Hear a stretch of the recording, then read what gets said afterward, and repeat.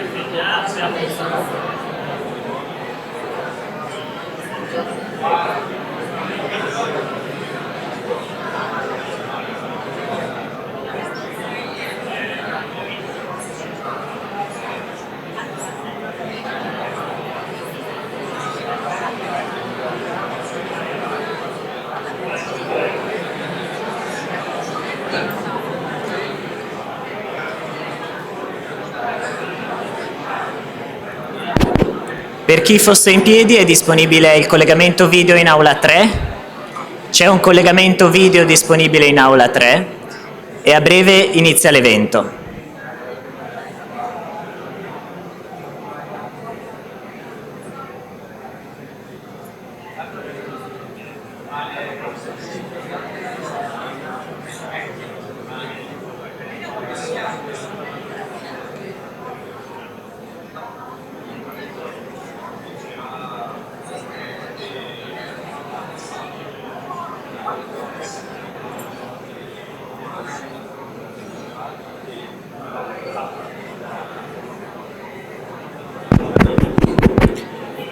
Per chi fosse in piedi in fondo alla sala è disponibile un collegamento video in aula 3, di là vicino al chiostro.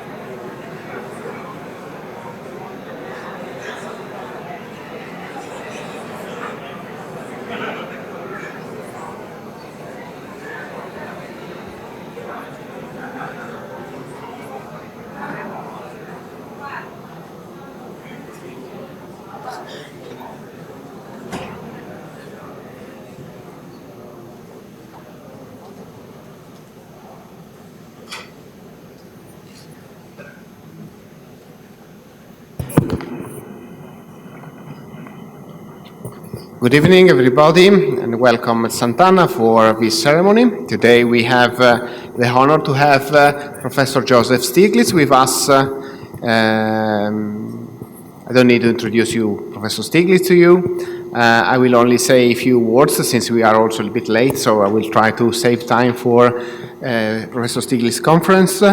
I just would like to say that today we will award the PhD in Economics Honoris Causa to Professor Stiglitz, and this is the first time that here in Sant'Anna in 30 years we award an Honoris Causa PhD. I think we made the right decision to start this year, and we made the right decision to give a first degree to Professor Stiglitz.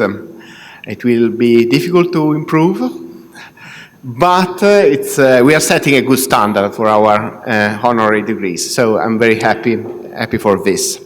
I'm sure you are very much willing to listen to what Professor Stiglitz will say, so I will, as I said, save time and give the mic to Professor Dosi for his introduction.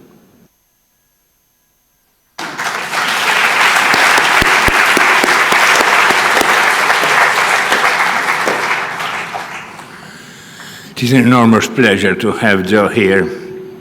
And needless to say, Joe, for his contribution to economic theory, deserves the honorary degree anywhere in any university. But I'm particularly happy that, because there are further reasons why I'm happy that he gets the honorary degree in our doctoral program because of the profound synchrony between the spirit of the our doctoral program and the work of Joe. I don't want to bore you with the arcane divides within the economic discipline, but I say there are two basic schools. One that says that is a sort of Mr. Pangloss that says we live in the best possible world, market generally works, we are always in equilibrium, economic agents are sophisticatedly rational, etc., etc.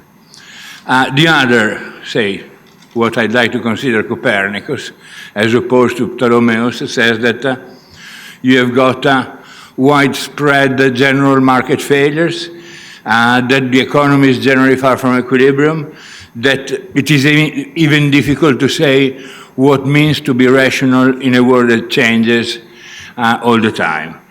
Well, the source of inspiration of our doctoral program is largely the second one.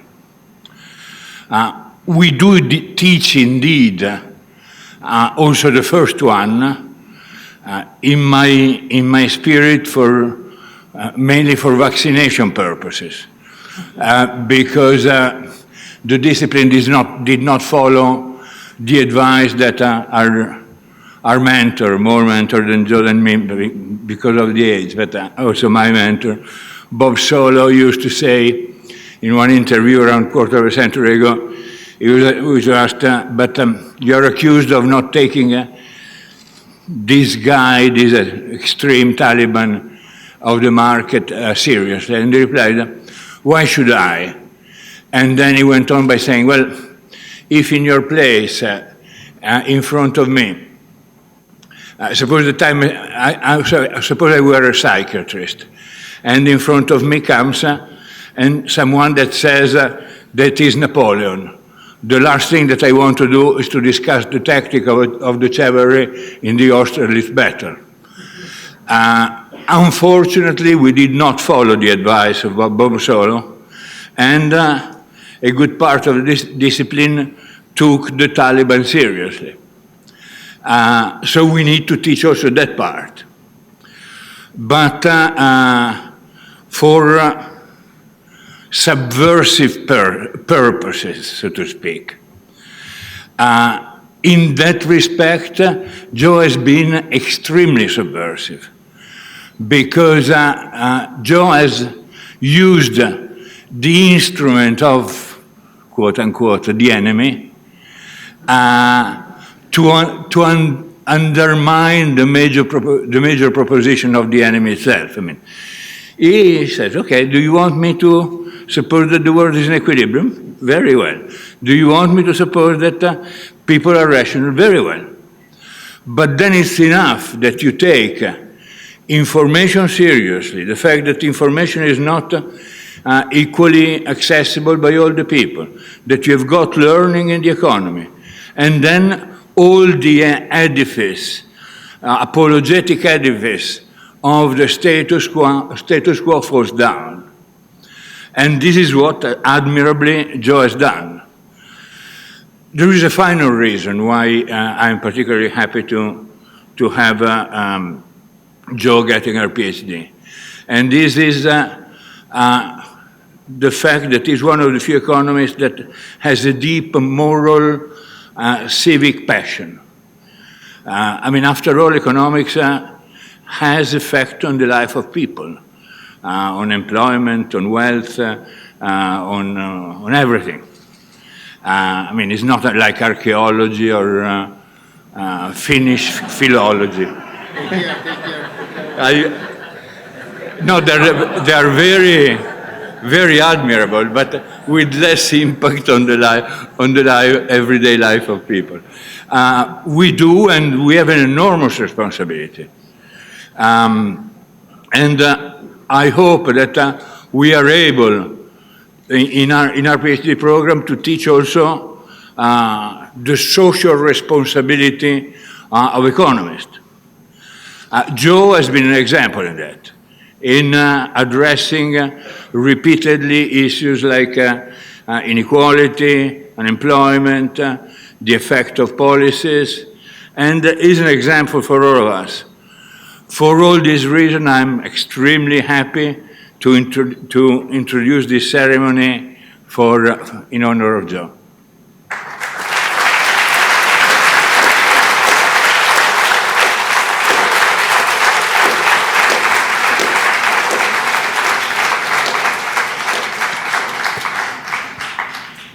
Thank you, Giovanni. I hope we don't have any archaeologists in the room.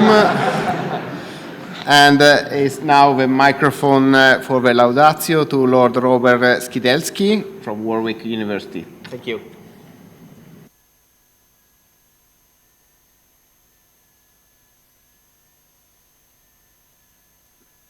Rector and ladies and gentlemen, I'm very honored to have been asked to deliver the laudatio on the occasion of the award by Sant'Anna University of a doctorate honoris causa to Joseph Stiglitz.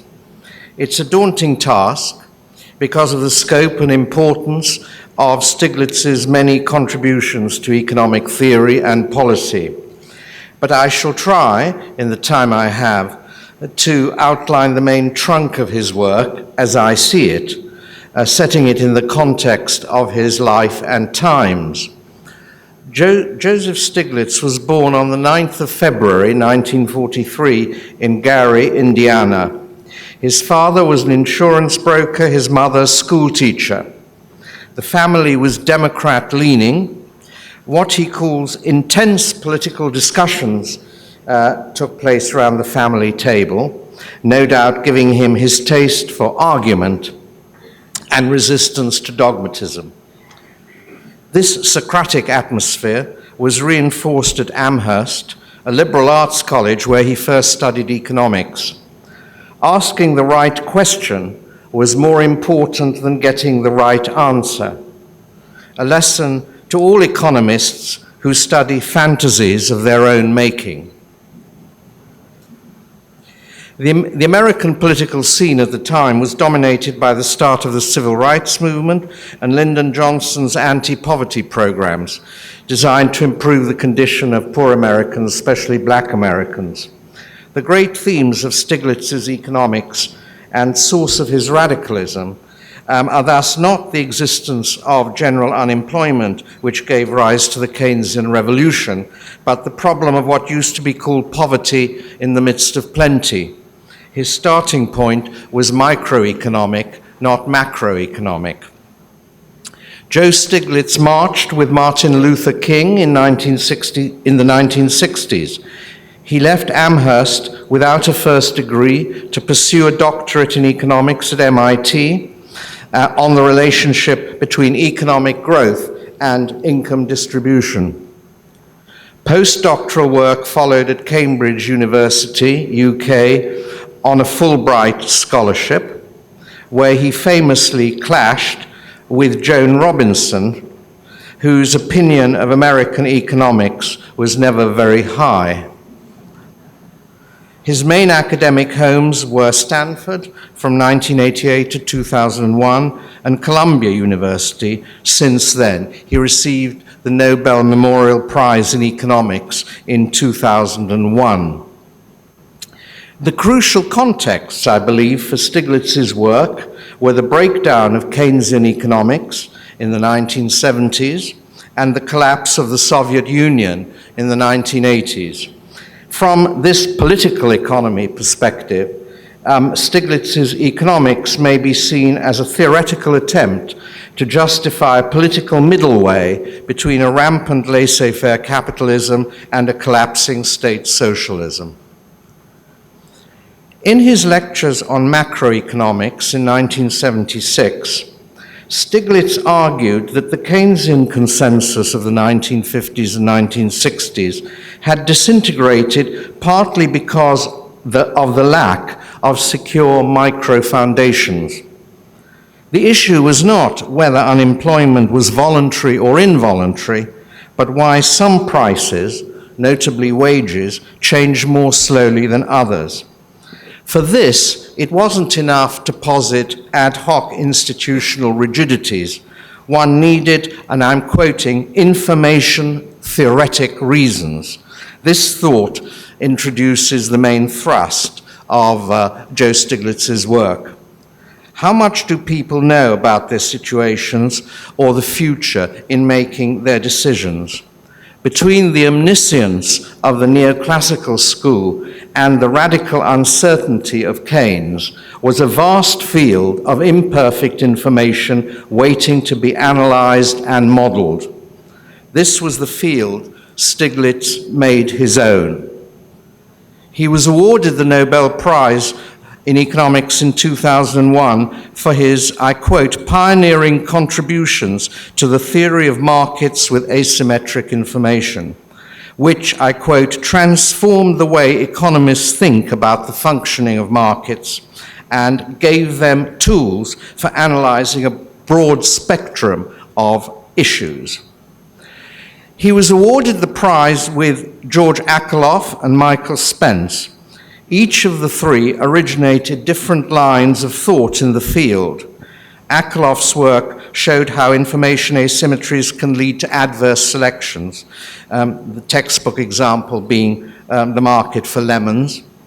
Spence developed the idea of signaling, and Stiglitz, for his part, pioneered the theory of screening, most famously in his seminal paper with Rothschild, Equilibrium in Competitive Insurance Markets, 1976. The idea behind screening is that poorly informed agents can glean information about an informed party by offering them a range of contracts and observing which one they pick. In his example of an insurance market with risky and safe customers, Stiglitz shows that there is no pooling equilibrium. There can only be a separating equilibrium in which firms offer a pair of contracts and each type picks the appropriate contract for their riskiness. Now, the concepts of screening and pooling versus separating equilibrium are commonplace tools in economic analysis. Stiglitz's contributions to economic theory range far beyond this. His more recent work on agent-based models exemplifies what I take to be the continually questioning nature of his mind. He's always asking questions. He always wants to get to new frontiers. Here I would just highlight three prominent examples of how he has applied the theory of asymmetric information to important problems in applied economics. First, information is key in understanding credit rationing. Standard theory assumes that if the demands for loans exceed supply, lenders will raise interest rates. Stiglitz and Weiss, 1981-1983, point out that lenders do not know which borrowers are risky and which are not, but borrowers do. Raising the interest rate will price more sensible borrowers out of the market and leave only cowboy borrowers who are willing to risk default. The rational response, then, is credit rationing by lenders. This shifts the focus for monetary theory and policy from the interest rate which balances credit markets to the supply of credit itself. More broadly, his theories of credit and equity rationing bring to light the importance of cash flow constraints with important implication for how one treats financial crises. Second, education. Education is popularly regarded as a magic bullet for economic development. It is seen to increase human capital, which both causes growth and explains higher wages paid to the educated. Information economics does not, of course, deny that education can form human capital, but suggests that much of the private payoff from education might come from signaling. A better degree doesn't increase the productivity of a given worker, but rather sends the message to potential employers that he is an able worker. In other words, just because educated workers are paid well doesn't mean that education has increased productivity. This has relevance in a variety of contexts, perhaps most in developing countries, where overinvesting in education will be a poor use of public funds when there are other pressing needs to be addressed. And finally, the Shapiro-Stiglitz model, 1984, explains why wages can't be sufficiently flexible to maintain continuous full employment. Informational constraints enter because no employer can perfectly monitor the effort of their employees. If all employers offered the same wage and there was no unemployment, employees would have no incentive not to shirk, no matter how good the monitoring was, as they could easily find other jobs. By raising wages above market clearing levels, an employer creates an incentive to not shirk, as the worker would not find such good pay elsewhere. Other employers follow, and this reduces the demand for labor, leaving a pool of unemployed workers who would be willing to work for lower wages but can't get a job. This offers an information theoretic explanation of involuntary unemployment, which is quite Marxist in showing how an employer-employee capitalist system requires a reserve army of the unemployed to maintain the productivity of its workforce. In each of these cases, Stiglitz was able to demonstrate how asymmetric information between parties fundamentally changed the nature of the activity.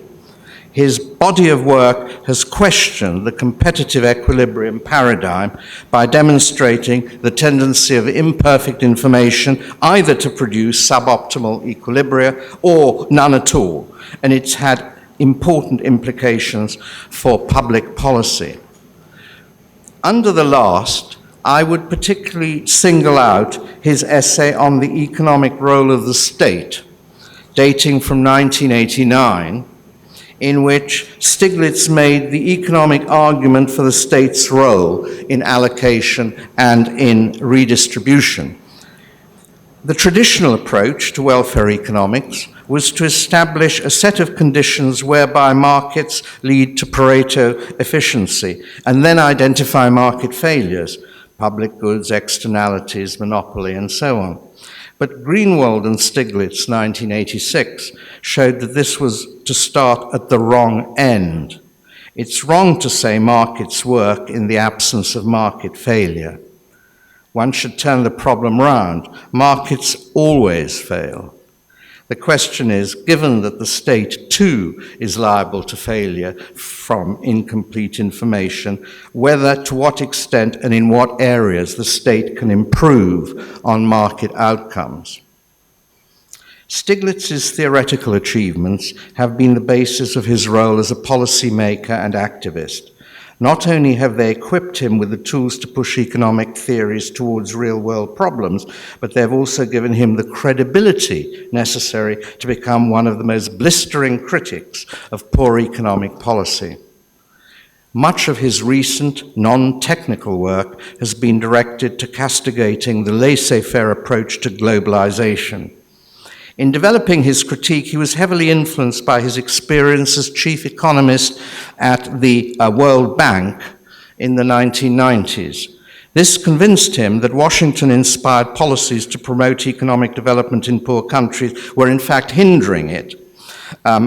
He was particularly outraged by the response of the International Monetary Fund during the East Asian meltdown in 1997-1998, which he said, through its poorly conceived bailout efforts, turned slowdowns into recessions and recessions into depressions.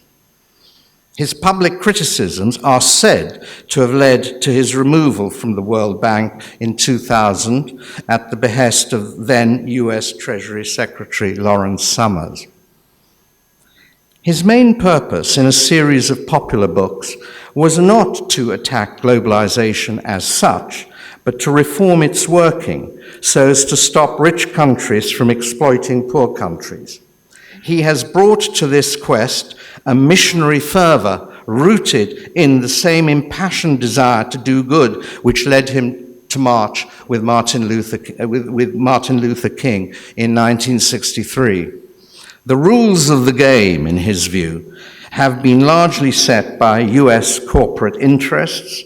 Trade agreements have made the poorest worse off and condemned thousands to death through avoidable disease. Multinational corporations have stripped poor countries of their natural resources and left environmental devastation. Western banks have burdened poor countries with odious or unsustainable debt.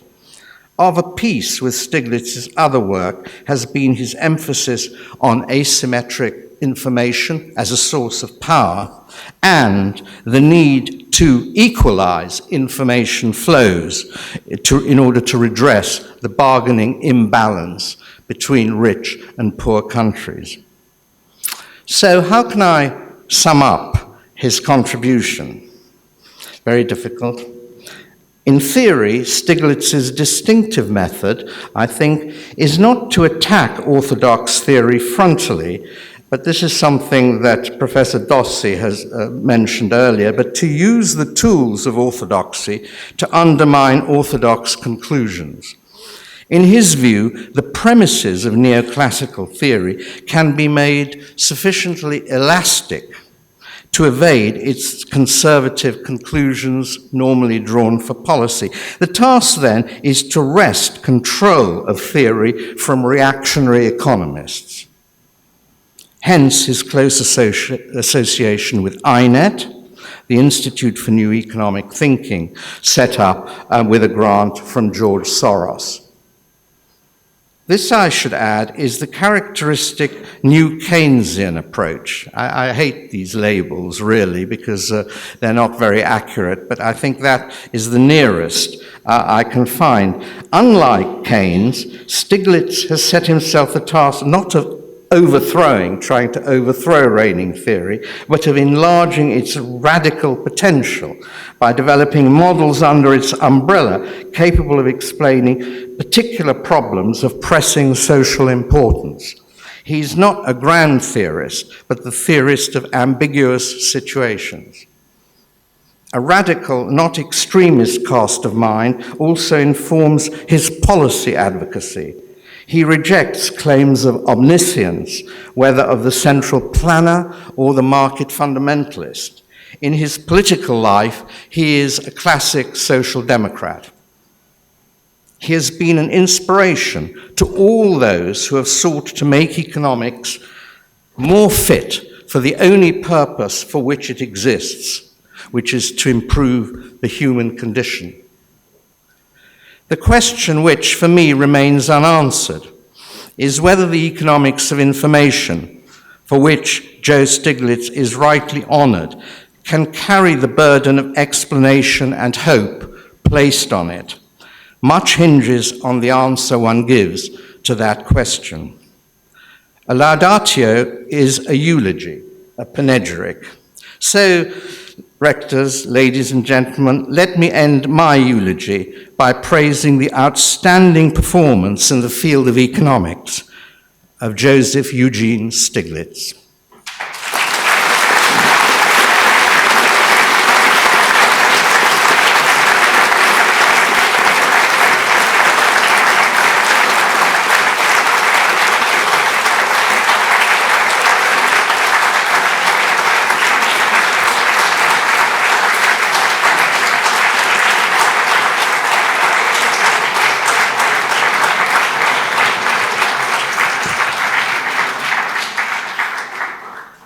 Thank you very much. As you may know, the PhD in economics is a joint degree between us here at Sant'Anna and the School of Advanced Studies in Pavia, IUS. So it's my pleasure to invite Professor Michele Di Francesco, the rector of IUS, together with me, to give the diploma of the PhD in economics to Professor Stiglitz.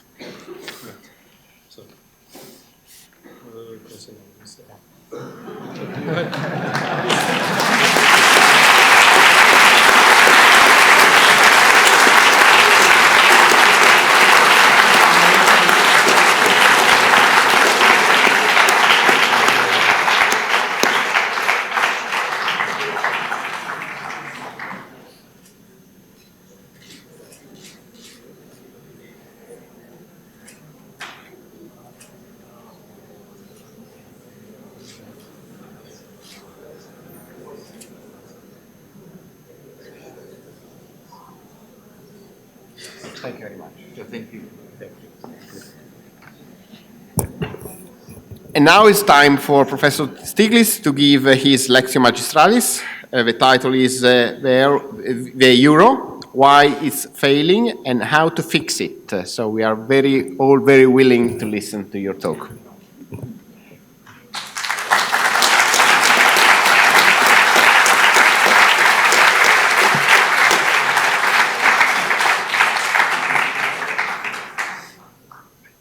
Well, Robert, thank you very much for that praise, and thank you very much for this honor that you've extended to me. And Giovanni, thank you for your kind words as well. The subject of my talk is the euro. I feel some trepidation of talking about the euro. There are a couple of natural questions that one has to worry about. The first, why is an American talking about the euro? Don't we have enough problems at home to occupy ourselves with? And the answer is clearly we do. And that's why I'm talking about the euro. But the euro is a very interesting experiment. I don't know what kind of rules you have in Europe, but when we do experiments on humans at Columbia University, we have very complicated protocols. But the euro was an experiment done on a large number of humans without those protocols, and has had some very serious consequences, but is intellectually is a very interesting experiment. And so it's very hard for an economist not to think about what has made it work or not work, and how to make it work better. So it is it poses an enormous number of interesting questions that I'll come to very shortly. The second real problem that I face in talking about the euro is that my criticisms of the euro, which I'll come to in a few minutes, unfortunately have been endorsed by some of the worst people in the world. And I've done a great, worked very hard to say that the reason that people like Le Pen criticize it are very different from the reasons that I do, and I want to just make that clear. She, for instance, and there are others, really are using these kinds of criticisms to undermine the European project and to undermine the European Union. My criticism is given in the hope that it will lead to, as we say, a more perfect union, to a stronger European. It will strengthen the European project and lead to reforms of the European Union that will bring greater prosperity. And that was, after all, the intent of the euro. It was intended to bring greater economic prosperity, and that prosperity would in turn bring greater political solidarity and social solidarity. It was in that sense very much a political project, but it was at the time of that project, the politics were not strong enough to create the institutions that would have enabled the euro to work well. And most of the people who were engaged in creating the euro understood this. But they believed that this incomplete project was complete enough that it would, even in its incomplete state, bring prosperity, bring more solidarity, and that political dynamic would enable the project to then get further completed, and in that way, the European project would be strengthened. But unfortunately, that analysis, as I'll show or try to explain, was wrong. That in that very incomplete state, you might say that halfway house, turned out not to be viable. The euro was supposed to bring prosperity and convergence with the richer countries and the poorer countries coming closer together. In fact, as I'll describe in a few minutes, it's actually led to a weakening of the European economies and to divergence, with the strong getting stronger and the weak getting weaker. All of these results were, or should have been, predictable. There had been work done by my colleague at Columbia University, Robert Mundell, who got a Nobel Prize for some of the work. Some of the joke is that now that it's been shown to be, he got the prize at the time of the forming of the euro, and people said it was partly because of that, and now people are saying maybe they should take it away. But he actually warned how difficult it was for a group of diverse countries to share a common currency.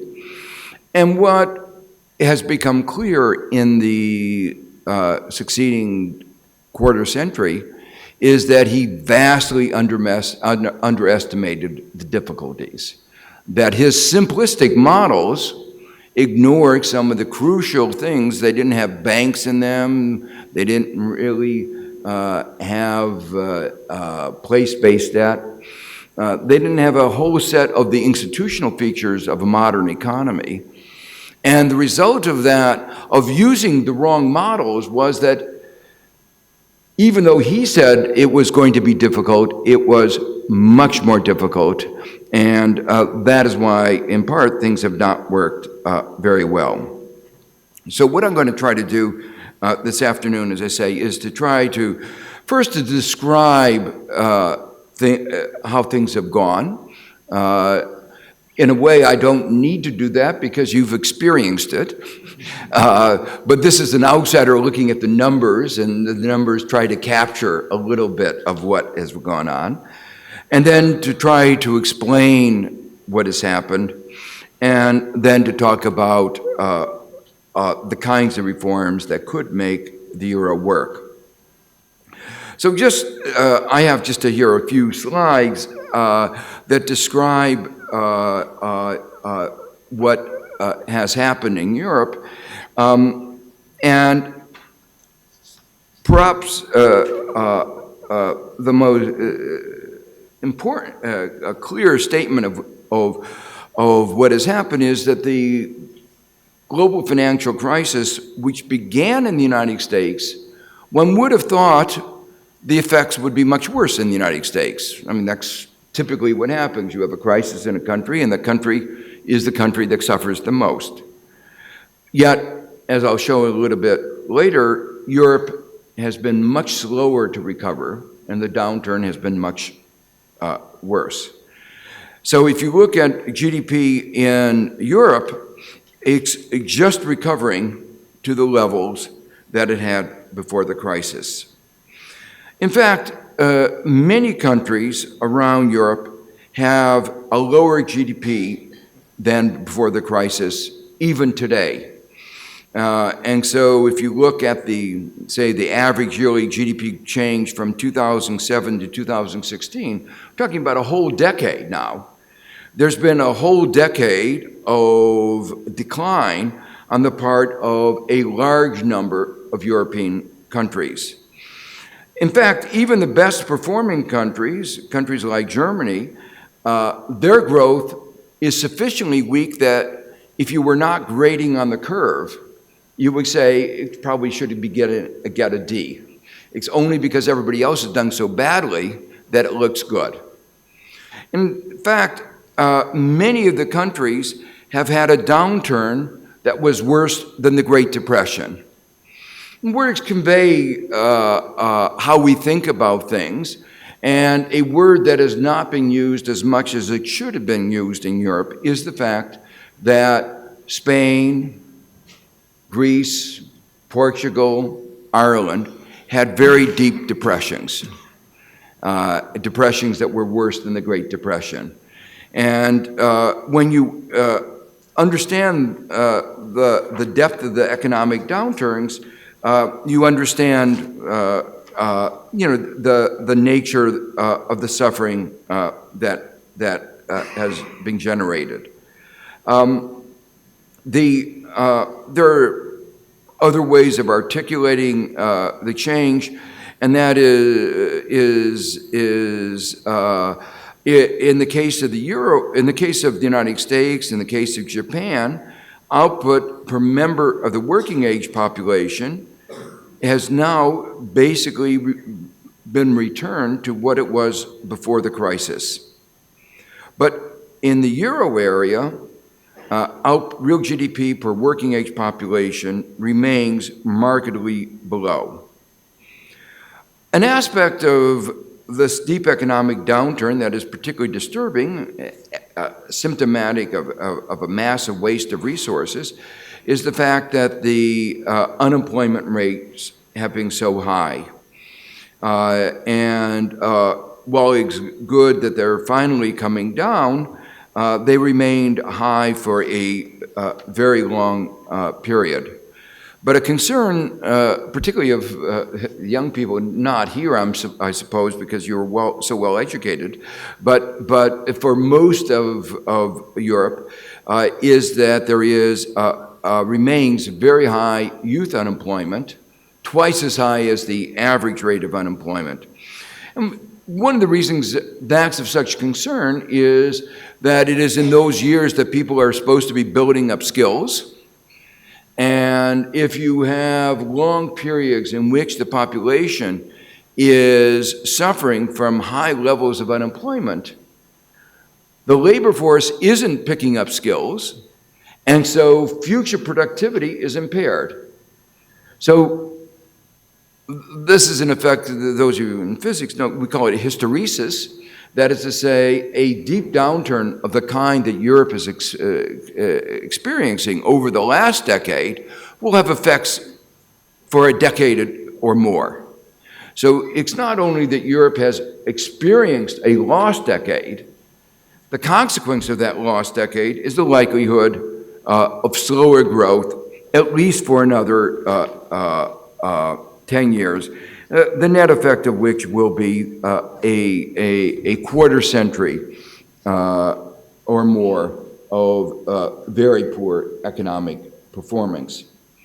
So one way of contrasting, summarizing the weaknesses of the performance is to compare what would have happened, in a sense, in the absence of the crisis and what happened with the crisis. That the euro introduced a kind of rigidity in response to the crisis that made the ability of Europe to respond to that very deep crisis originating in the United States, but having global consequences. So the red line in both the left and right-hand side represents the trend line of growth in the United States and in Euro area in the period 1980 to 2000. And what you see is a fairly smooth fit. The black dots are the actual GDP. And then you see after 2008, that growth slowed.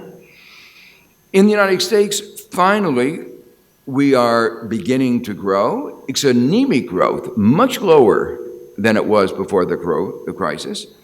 The gap, just to give you a feeling, in the United States between the red line and the dotted line represents a loss. That is to say, if you said, what would have happened if you had just continued to grow, and what actually did happen as we actually did perform, that loss is cumulatively in the trillions of dollars.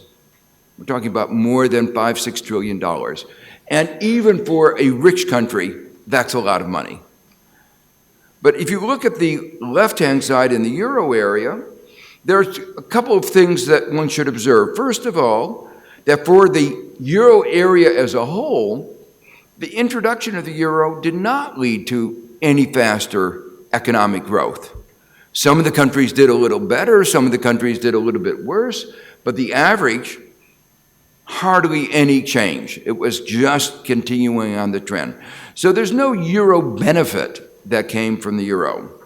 But what you see, and that was what the worry was of the critics of the euro, is that it introduced a kind of rigidity and adjustment, which would be evident in the face of a shock, was that the euro area simply did not grow. And that gap has continued between where it would have been and where it is, has continued to increase. In a way, the moments of euphoria, or I don't, maybe euphoria is a strong word, but people in Brussels claim victory when Spain's unemployment rate got down to 18%. And they say that proves our policies are working. But remember, even at 18%, the youth unemployment was 45%. And the reason the youth unemployment was only 45% was that the most talented, a lot of the most talented Spanish young people had left Spain.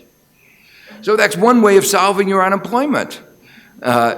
Make sure that the people either die or leave.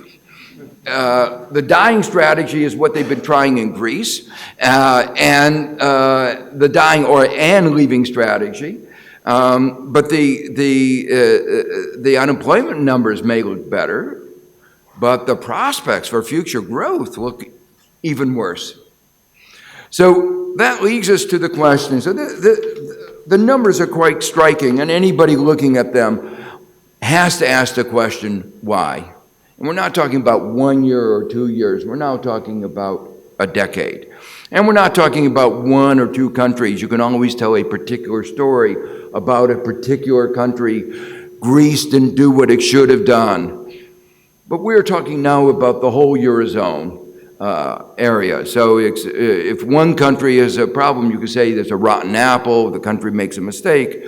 But when it's country after country, you come to the conclusion it's the system itself that is likely at play. Well, there are 3 sets of explanations. One of them is that it's the policymakers. Nothing wrong with the design of the euro, with the design of the Eurozone, but the policymakers messed up. Well, that's true. They did make a lot of mistakes. But that begs the question. What I'm going to try to argue is that even if the policymakers had done the best they could have done, they were geniuses, the euro would not have worked unless there were fundamental changes in the way the Eurozone functions. So it's the rules of the Eurozone. The second answer to what has gone wrong is what I call blame the victim. So you say Spain has a problem, it's Spain's problem. Greece has a problem, it's Greece's problem. Cyprus has a problem, it's Cyprus's problem. Portugal has a problem, it's Portugal's problem. Ireland has a problem, it's Ireland's problem. So each of those, you tell a story about each of those countries and why they have a problem. That story actually runs into a little difficulty because what I've listed so far are mostly Southern European countries. And you say, well, maybe there's a disease going around the southern part of Europe. But actually, it turns out Finland has done very badly. And that happens to be in the north. So the question is, it's obviously, Finland has a good education system. Supposedly, has well-functioning institutions, doesn't have the history of some of the other societies, the politics. So what I'm going to try to argue is that the blame the victim is not a good story. That the real answer is not the policymakers, although they made things worse, not the individual countries, though each of them could have done better, but the fundamental problem, the common disease, the common underlying thread is the design of the Eurozone itself. And that the implication of that is very clear, that the only way to make Europe, to make the Eurozone function better, to restore the prosperity that was the original hope of the euro, is to change the rules, to change the structure of the Eurozone itself. Well, to understand what went wrong, one has to go back a little bit to the moment at which the Euro was founded, the Maastricht Convention, early 1990s. And that one might define as the high water mark of the belief in free markets. Think about what that moment of history. The Berlin Wall had come down, the collapse of the Soviet Union. The interpretation of a battle, the Cold War that had gone on since World War II, was resolved. And it was resolved very clearly. There was a winner and there was a loser. The communist system was a loser, and the market economy was the winner. And some people interpreted that to mean that the market economy was the answer, that it was triumphant. But the real answer, the correct interpretation was communism was a system that could not work. It wasn't the victory of the market, it was the failure of a system that could not work. A system with the magnitude of state dominance, with really corrupt and political system with no democratic accountability. That kind of a system, central planning required more information than anybody could agglomerate. So there are technical reasons why it failed, having to do with the design of the economic system. There are political reasons why it failed. And we should have understood that it was the failure of the communist system, not the unbridled success of free market economy. But at that particular moment, there was a sense of free market triumphalism. Imagine what would have happened if the euro had been founded in 1997, 98, or after 2008.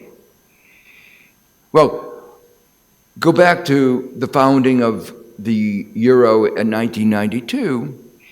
The ideology at that moment was, if we can only make sure that government doesn't mess things up, the market will take care of everything else. The market will ensure that the whole economic system works well. So the only thing that we have to worry about is the government messing things up. What kinds of things could the government mess things up with? Excessive spending, and that's why they had a 3% limit on deficit relative to GDP. Excessive debt, that's why they had a 60% limit. Monetary policy not working well, that's why they said inflation less, mandated the central bank, the European Central Bank, to focus on inflation, is presumably inflation less than 2%. Now you ask the question, where did those numbers, 3%, 60%, 2%, where did they come from? They're so much part of life in Europe that everybody just sort of takes them for granted. Well, the answer is they were pulled out of thin air. There was absolutely no economic basis of those numbers, 3%, 60%, or 2%. And there still isn't any basis of those numbers. And yet, they have been enshrined as if they are holy. And to violate them is to violate a basic law of nature. In fact, there was a study that was done a little later by two professors at Harvard that talked about the risk to the economy, slowing down the economy, if debt GDP ratio got over 80 or 90%. And this is a study that's gotten a lot of attention because a graduate student at UMass Amherst discovered that they had made a basic spreadsheet mistake, and that study got discredited. It had already begun the process of being discredited because it had fundamental failures in causality, fundamental failures in the econometrics of whether there was a statistically significant difference in growth rates above 80 or 90% and below. So in fact, when I teach this in my course, I say, if you turn in a paper like that, you will not pass. So we give this as a reference of the kind of paper not to write. But that paper got a lot of attention, but that is the strongest evidence that has ever been put forward that for a number like 80 or 90%, let alone a number like 60%, which is part of the European convergence criteria. So the point I want to make is that at that particular moment of history in 1992, there was this sense that if we can just constrain government from doing the wrong thing, the market will take care of the rest. But by 1997-98, we had the East Asian crisis, and the distinctive aspect of the East Asian crisis was that the government had done everything right. Low deficits, no inflation, low debt, and yet they had a major crisis. It was a private sector failure. And then the 2008 crisis, almost unanimity, not quite, but almost unanimity, the Financial Inquiry Commission, everybody's looked at it, basically says a private sector failure. The government should have stopped them from behaving badly. It was a failure of government regulation, inadequate regulation, but markets on their own had totally failed. So had the euro been established 10 years later or 15 years later, the political context would have been, the debate should have been at least markedly different. And they would have said, no, we have to make sure that these other problems do not arise. But the particular moment in 1992 had everybody focusing on government failures, on constraints in government. Well, why was that so important in the context of the creating of the euro? It was important because creating the euro took away two important instruments of adjustment. When a country faces a shock, the way you adjust is by lowering the interest rate, lowering the exchange rate, and that helps stimulate the economy. But they hadn't put anything in place. In fact, it was worse than that. They tied the hands. They said, not only can't you use monetary policy, you cannot use exchange rate policy, you cannot use fiscal policy. So they had totally decapitated, totally taken away all the instruments of adjustment. And that's why economists who looked at the euro on the other side of the Atlantic said, things will be okay until Europe hits a shock. But when there's a shock, especially if it's a large shock, there'll be problems. And that's exactly what happened.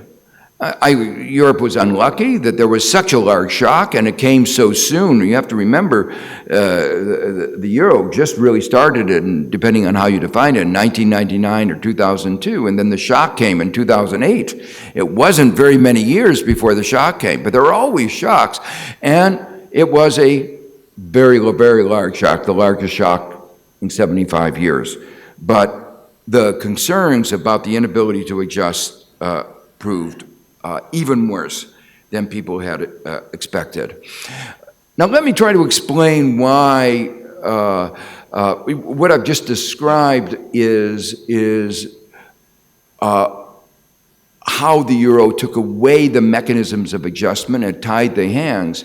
But what I wanted to, all of this was, these rules that they put on were called the convergence criteria. They were supposed to bring the countries closer together. There was no economic theory that said that if countries obeyed those rules, they would in fact come together. It was sort of like there was this thing they wanted, a convergence, and these rules that they believed in, and somehow they thought the two were linked, but there was no economic theory. But in fact, the rules they put led to divergence, particularly in the context of the broader EU framework. And let me just give you two examples, and you could go through the dynamics. And it's a very interesting analytic problem. Consider the problem of a country like Spain. You have money in your banks in Spain, and those banks are very important for lending.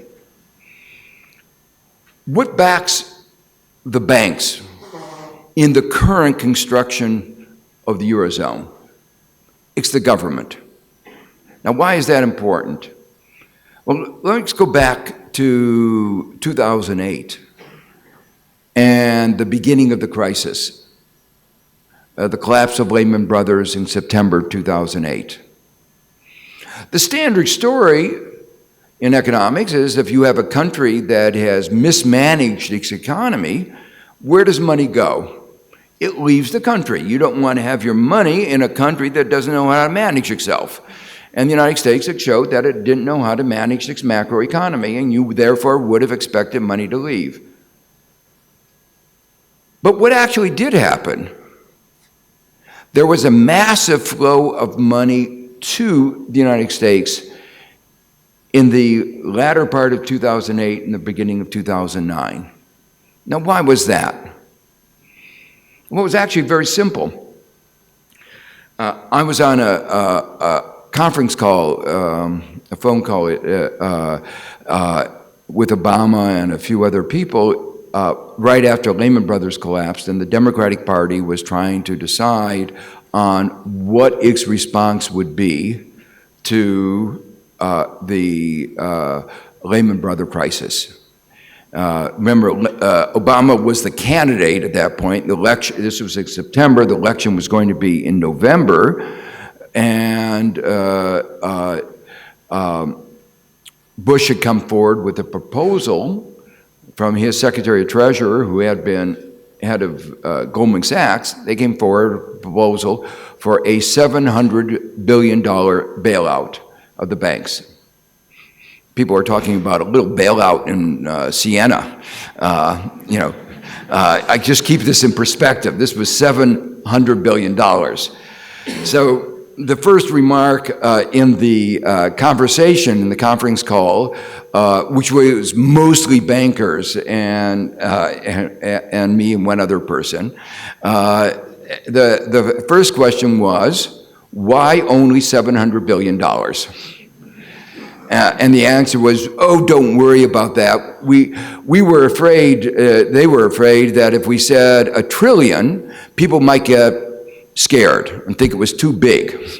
So 700 billion seemed like a nice round number, less than $1 trillion. And don't worry, if you need more, there's more money in the bank. Whatever amount you need is there. So don't, stop worrying. So, I raised the question,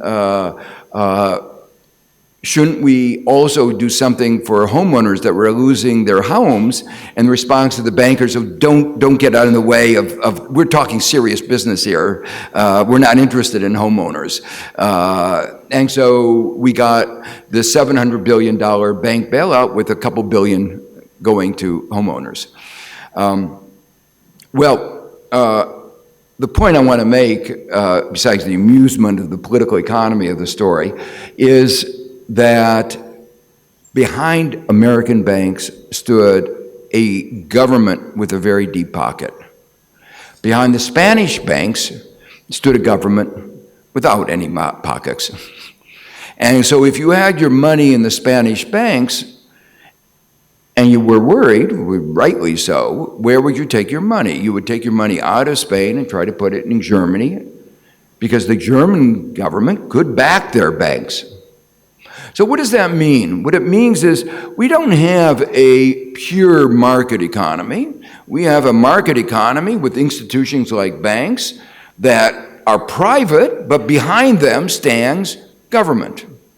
And that means that if a government gets weak, money leaves that country, and as money leaves that country, the banks can lend less, and when the banks can lend less, the economy gets weaker, and when the economy gets weaker, more money leaves the country, and it's a downward vicious circle. And that's what's been created. It created a system of divergence. Germany gets stronger, weak countries get weaker. Or think about another problem, place-based debt. You have debt, and this is a problem that would have existed even without the euro, but the euro highlighted the nature of the problem. The notion of free mobility in a certain idealized world has a certain appeal. And there's some simple models for which you can show it leads to efficiency. But in Greece, if you're a young person, you know that your wages are going to your wages are going to be lowered, what you receive, because you have to pay this huge debt back. Okay? So what you care about is not your before, but what you care about is your after-tax wages, after you're paying your taxes, and your after-tax wages are going to be reduced by the fact that you have to pay debts that you inherit. So think about a system where you have debts that you've inherited, but you can get rid of those debts very easily just by moving. So, in other words, think about if you had a large amount of debts and you're a Spanish citizen or a Greek citizen, by moving to some other place in Europe, like Germany, you don't bring the debt with you. You can forget about that debt. Well, that means that you get actually inefficient allocation of labor. And as people leave Greece, what happens to the debt per capita of everybody remaining? Well, it's obvious. The debt doesn't go with them, so the debt stays in Greece, and so the debt per capita goes up. And so as people leave Greece, the debt per capita goes up, they get poorer. And because the debt per capita is higher, they can't spend as much on education, on roads, on infrastructure, on everything else, and they get poorer. So this system was designed to make the poor countries get increasingly poor and the rich countries increasingly rich. Now, you could have dealt with these problems, and I'm going to come back, you can still deal with these problems, but in the construction of the euro, they didn't recognize the problems and let alone deal with them. And so the result of that is the creation of a divergent system. And in combined with the extremes of austerity, they got a system that didn't work. So now, as you think about how to get the system to work, one begins with the fundamental problem of what the euro did. It took away an important mechanism, the exchange rate mechanism. The ability to adjust the exchange rate. But economics always wins. So if you take away that exchange rate mechanism, eventually things will have to adjust. And the question is, how do they adjust? So what matters in economics is not the nominal exchange rate, the real exchange rate, adjusting for the cost of living in the different countries. And if you want to adjust the real exchange rate, say between Germany and Spain, there are two ways of doing it, or Germany and Greece. There are two ways of doing it. Prices in Germany go up, or prices in Greece or Spain go down. Those are the only two alternatives when you can't adjust the nominal exchange rate. Well, you might say, what difference does it make? Well, it turns out it makes a very big difference. When the weak country, like Spain or Greece, lowers their prices, what that does is means that the debt of each person in Greece or in Spain goes up because they owe money in terms of euros. So if their wages go down, their incomes go down in euros, and their debts remain the same, the level of their indebtedness in real terms actually goes up. Their ability to repay the money goes down, their consumption goes down, and you get more private austerity, more cutbacks in spending. So now what we have is we have cutbacks in government spending, cutbacks in investment because the banking system is contracting, and we have cutbacks because prices are going down and people are feeling poor. All three accounts, the economy is getting weaker. The other way is to have German prices go up. Mild inflation, 2, 3, 4% a year, wouldn't do any harm. It would make them more easily able to pay whatever debts they have. So in real terms, they actually feel richer, and that means they'll spend more, and it actually increases the growth of the whole Eurozone. So there's a fundamental asymmetry between what is called the internal devaluation, forcing Spain or Greece to lower their prices and wages, or having Germany increase it. But Germany has taken the view that the whole burden should lie on the weak countries. The whole adjustment should lie on Spain or Greece or Portugal. And that is one of the reasons why there is such stress. Now, one of the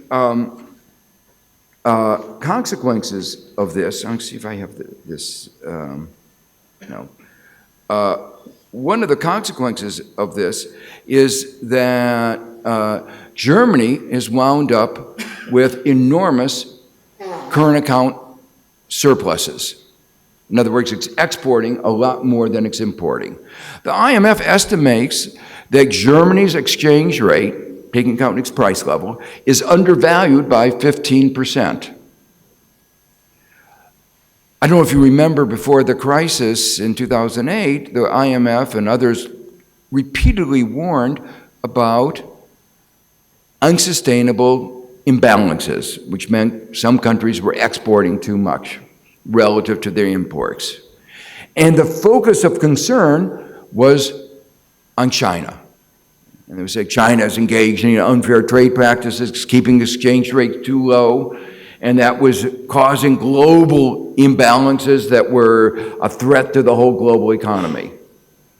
Well, today, Germany's exchange rate is more out of line than China's was then, and Germany's surpluses are an order of magnitude, are much larger than China's today.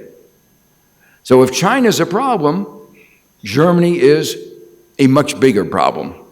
And if you add the other countries in Northern Europe, it's even bigger. So all these are a result of the failure to have the right adjustments within the Eurozone.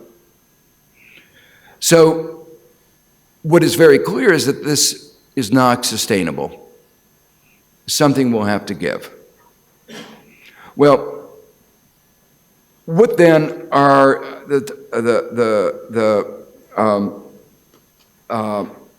there's one more thing I should mention before I come to talking about what needs to be done. Economic theories matter. Economic models matter. How people think about the economy matters. I illustrated that by trying to explain how the kind of ideas about economics that were in people's minds in 1992 when the euro was created led to a particular set of construction of the euro that made it unlikely to work. Well, formally, those ideas get articulated in in models, mathematical models, and those models are used by the Troika to forecast the consequences of their policies. So they're analyzing what should they do, say, in Greece or in Spain. And what I wanted to show here is the huge disparity between what the Troika thought would happen with the policies and what actually happened. These differences there are huge mistakes. Again, if a student, and not only did they make the mistake in 2011, they made the same mistake in 2012, the same mistake in 2013, and they're on board to make the same mistake again. Again, if students have turned into me papers with that kind of systematic mistake, and you don't revise and ask the question, why are you making that mistake? They would not have gotten a good grade. That should not be viewed as acceptable. If you make a mistake once, might be, but not repeatedly. And the question is, what was wrong? And the question was, there were many things with the model, wrong with the model, and what I've tried to highlight is some of those aspects, like not having a good banking system analyzed within the model, analysis of the divergence of the money, as the way that I described, the dynamics that I've described led them to systematically underestimate the adverse effects of the austerity policies they were imposing all around the Eurozone. So that brings me now to the concluding set of remarks about what needs to be done. There's not any single policy that will solve a problem as complex, but one needs to begin by thinking about where things have gone wrong. The first was the adjustment of the exchange rate and the buildup of the surpluses in Germany. Keynes famously argued that there should be a tax on these kinds of surpluses to discourage these surpluses, because these surpluses impose costs on others. That's why the IMF talked about their countries should not be allowed to have the kind of persistent large surpluses of the kind that have characterized Germany. So so one thing is to develop a set of rules that force more adjustment on the countries that are doing well with large surpluses like Germany, and stop putting all the burden on the weaker countries like Spain and Greece. So that's the first. The second thing is Europe needs a banking union. If the United States had not had a banking union, we too would be in some of the same problems that Europe faces.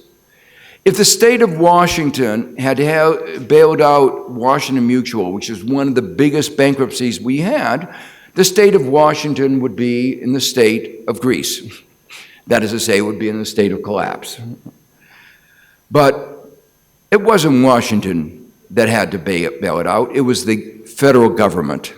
If you have a single monetary union, you have to have other institutions, and one of the other institutions is a banking union, and that banking union has to have the two most important parts are common resolution, that is to say, if you have a problem, it has to be done with the Eurozone as a whole, and common deposit insurance, so money doesn't leave the weak countries and go to the strong.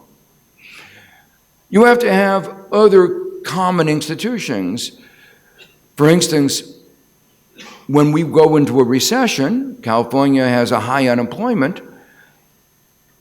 Unemployment insurance isn't paid for by, the increase in unemployment is not paid for by California, it's paid by the federal government.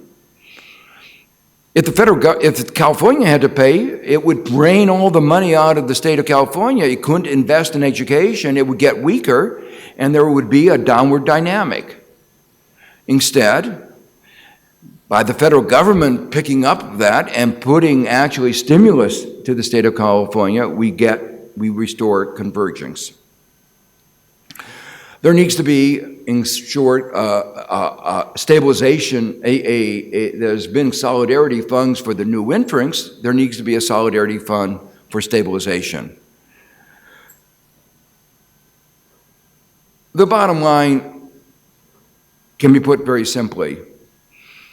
The euro, as it was constructed, is an unviable halfway house. There either has to be more euro, more Europe, or less.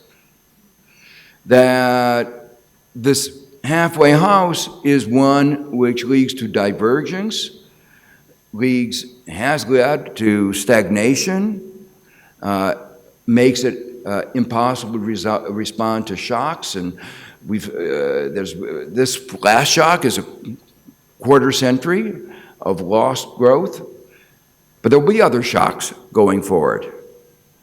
So the answer is that there has to be either more Europe or less Europe. My own hope is that there will be more Europe. That I think the European project has been a very important project. I think institution like the euro could be made to work. It will be difficult.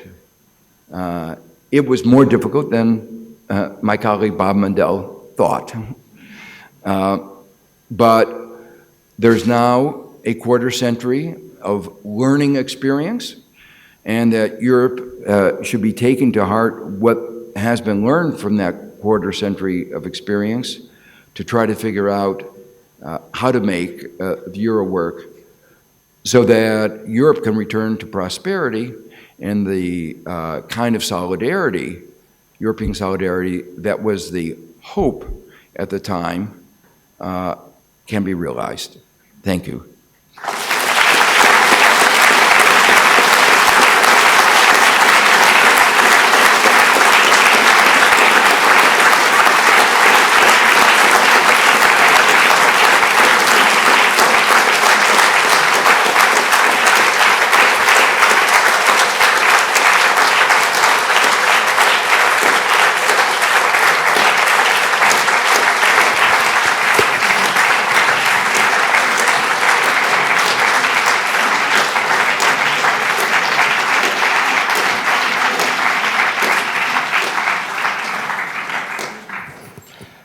Thank you very much, Professor Stiglitz, for your very interesting and exciting talk. We have more questions maybe than answers, but it's good to have questions we can think about. So thank you very much to you for coming, for being here, and thank you for all of you for attending this ceremony. Thank you very much.